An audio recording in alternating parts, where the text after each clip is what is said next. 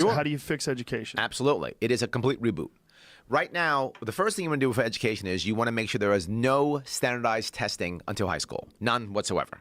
Standardized testing is bad for several reasons. Number one, it's an unfair way of grading teachers. Right? Teachers are now graded by how their students do in a standardized test, which is silly. That doesn't mean you're a good or a bad teacher.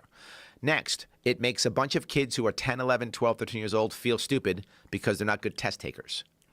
And you create now a secondary class of student for absolutely no reason. Because the next reason is standardized testing is no indication of success in life. You could be a great test taker at 12 or 13 or a terrible test taker, and it does not mean you'll be successful or not successful in life. Last, it's how New York State often will decide how to fund schools. So it's a way of funding schools that's also unfair.